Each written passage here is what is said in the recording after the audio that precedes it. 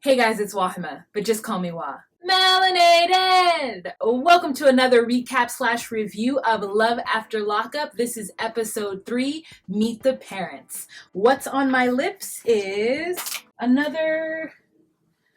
Where'd it go? Is an Everlasting Liquid Lipstick by Kat Von D in the color Damned. Oh, and my head wrap, if you wanted to know, is from The Rap Life. I got it a long time ago and it's old. Because people ask me about what I'm wearing. This is not a dress, this is like a pantsuit. Girl, it's so fly on me. If I can find pictures of me in Cancun in it, I will insert it. Fashion Nova, baby. Okay, let's jump into this review. First and foremost, I want to say, WeTV, you need to do a lot better with your editing. It was so choppy and weird. It felt like you sent it to me to edit. It just wasn't a cohesive episode at all from an editing standpoint. Okay, that being said, let's start out with the first couple we see, Andrea and Lamar. So where we left off with Andrea and Lamar is that Andrea has just picked Lamar up from prison, and we are very excited because Lamar opened the door for her, and so he stole our hearts, at least my heart, with that very same move. When they're driving, and they're driving to LA because Lamar cannot go directly back to Utah because of his parole. He has to stay in LA for a while. So they're driving to Los Angeles, and while they're on their way, Lamar is just, for lack of a better word, starstruck. He is just looking around. I mean, it has been 18 years, and girl, baby, I'm just so happy for him. Like, just to see him look around and be excited about seeing the world outside of the prison walls, being able to see how cars have changed, how technology has changed, like just all this stuff. He's just really filled with like an inner joy that like I don't think I've ever seen out of any black man ever. It was really nice to see someone so optimistic and excited about their freedom and what's to come in their life. Andrea was very excited too. I don't think she quite realizes like where he's coming from because she is being a little like, I don't know, her energy was a little bit like not understanding that he is seeing the world for the first time in 18 years and more so about like her and how she's feeling because she's been like waiting for him for 6 years. I don't know. Do you guys get what I'm saying?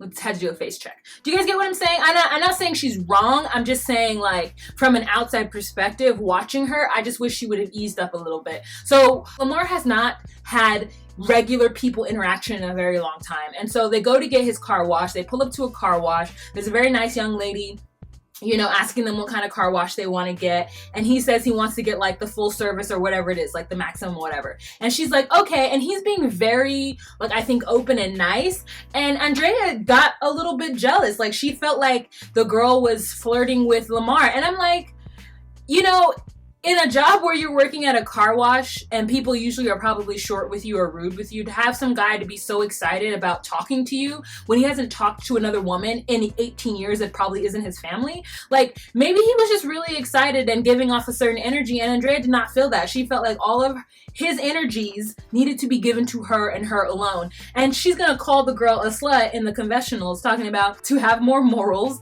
and be a valiant daughter of God, whatever Mormon saying that is. I mean, I get Andrea to a certain extent. Like she just wants all of Andre. Ooh. Let go and let Andre. I get where Andrea's coming from. She just wants all of Lamar's attention. And I think she just didn't understand in that moment that Lamar's probably very excited. She made comment to the fact that the girl gave the change back to Lamar and not to her and just all kinds of stuff. But I'm like, you came at her with an attitude. Like, he's my fiance. Girl's like, I just asked him what kind of car wash he wanted. Like, I wasn't trying to ask him if he was married. So he's my fiance. Okay, girl. Okay, you know what it is, and this is what I'm trying my very best to not do. When people tell me that they are religious, I automatically assume that they're supposed to behave in a certain manner. And like, when they don't live up to that, I'm a little bit like, she's gonna tell Lamar that he's sending subliminals to the girl at the car wash. So later on in their segment, we find out that she's not allowed to have premarital sex. And that is an issue because Lamar has been waiting a hard 6 years to get with baby girl. They have decided together that they will do everything up until sex. And I'm a little bit like, really? You have to hold out for marriage? You've already had 3 kids, girl. Like, are you supposed to just stay celibate until you find another marriage? Like, that's weird. But okay, if that's what you want to do. He's kissing on her. They're in that car wash making noises, girl. She gonna cover up the camera while they go through the car wash. And I'm just like, ooh, I just don't want to, I'm not a voyeur like that, you know what I'm saying? Like, I'm not interested in seeing, like, I'm just, you know what I'm saying? I'm not a voyeur like that. All those noises she was making, girl, I was like, oof, it's uncomfortable, it's weird. And so they get to the hotel, and he's like, oh, this is great. Lamar is just so grateful for everything, man. I mean, he is so excited for all of the things that are coming his way right now. And I'm kind of like, all right, Lamar, that makes me feel good. Like, you're really excited. They get into the hotel. He's really nice to the guy at the desk. Andrea's like very, very nervous because she's like, I don't know how this is going to work. Us staying in the same bedroom. Like, I don't know if we're going to be able to do this, if the temptation isn't going to be as strong. She feels like Eve in the Garden of Eden, you know what I'm saying, with the snake and the apple. And like, she just like is overwhelmed. Get into the hotel room. Lamar is just like a kid in a candy store. He's trying to figure out if there's a bathtub because he hasn't taken a bath or seen a bathtub in a long time.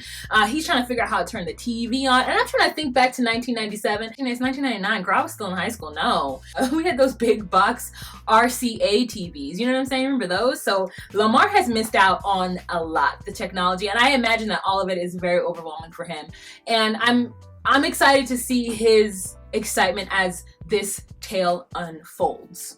And Lamar ends up saying in his confessionals that he can't wait to show Andrea the love and the treatment that she deserves to be treated, you know, sexually. And I'm just like, oh, I wish he hadn't added sexually in there, because I feel like it makes me feel like he just wants to have sex with her. I don't know how she's gonna resist that, because I don't know that I'd be able to resist it. 6 years of writing somebody in prison and they get out and we're trying to resist. You know what I'm saying? God bless her. She's like, you know, get me kicked out of the church. I'm not gonna go to hell with you. I'm like, you're gonna get kicked out of the church? Loud. That sounds stressful. Those are some hard words coming from a good Mormon girl. Some harsh words to Baby Nook. P.S. If you go into my last video, Baby Nook went on ahead and dropped a link to his new song. I heard a clip of it. Also, I just wanted to let you guys know that Auntie if you guys don't know who Auntie is another YouTuber who does Love After Lockup reviews. She actually had an interview with Andrea the other day. So I will link that below so you can check that out if you want to get more tea with that. I'll link it down below and in the video. You know what I'm saying? Just click the screen and it'll take you to Auntie's video. I imagine most of you have already seen Auntie. But she gets the tea. She always gets the interviews. It's not really my style, so it's not going to happen on my channels per se. But I will always link you to her so you can check her out, okay? All right. Now let's move on to the next couple, Johnna and Garrett. We all know and love Johnna and Garrett. So the last time we left off with Johnna and Garrett in last episode was Johnna being very upset because Garrett came home a little too late and she wanted to sit up and watch Seinfeld on the couch with him and all their other shows, and he didn't show up to sit down on the couch in his PJs and watch TV with her. So she was upset. And she felt like he is backing out on all of his promises to her. So we get to them and we find out that Garrett is going to meet her father. Her father is not having any of this, and he makes me very happy because he's keeping it 100% real. He's not in there trying to fake it for the cameras, being awkward, nothing. He's like, look, I don't want to be here. I'm meeting you at this park. Where are you at? John's trying to act like, no big deal. We're late to meet my dad. Because she's been mad at Garrett because Garrett has been throwing his laundry all over the place, not putting nothing in anybody's laundry basket. In his confessionals, he says that he had very strict rules in prison, and now that he's out of prison, he still has strict rules because Johnna is all on him. I'm like, you got to keep the house clean, bro. Like, if there's a hamper, put your drawers in the hamper. Like, I'm with Johnna on that 100%. He don't like that dog girl. He do not like Penelope. He's like, Penelope, get off of me. I hope Penelope poops all over your yard. So they get to the park, and in the confessionals, Garrett's always saying like, I don't care what anybody thinks about me. I'm not happy to meet Johnna's dad. I don't care about him. And I'm just like, that's so juvenile to say that. You have to get along with your wife's father, especially if you are a convict. Dad shows up to the park. He's pissed.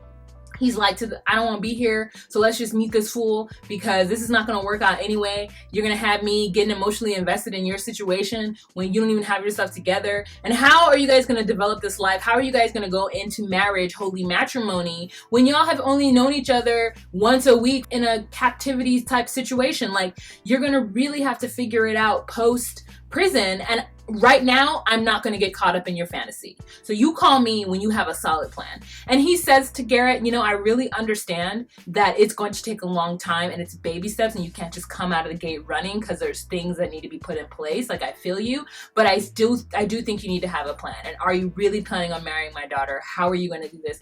And when Garrett's in front of him, Garrett doesn't double up and say what he wanted to say and says what he says to the confessional. He's like, yeah, I'll do whatever she wants to do. And yeah, you know, I know. Like, he's just very short.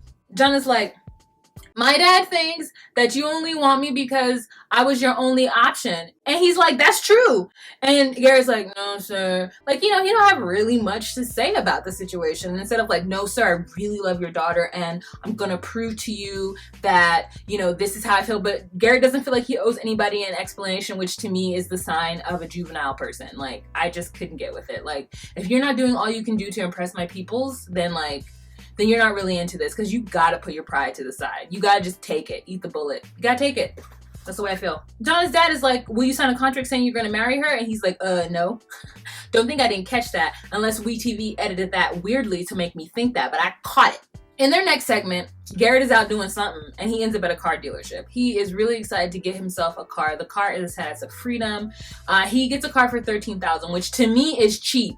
When he tells Johnna that he's gotten this car for $13,000, she's acting like it's the most expensive car ever. And he's like, baby. He's like, you know, I need this car. I need this car to get a job and to get around with. And she's like, you could have got a bus pass. I'm like, that's not realistic.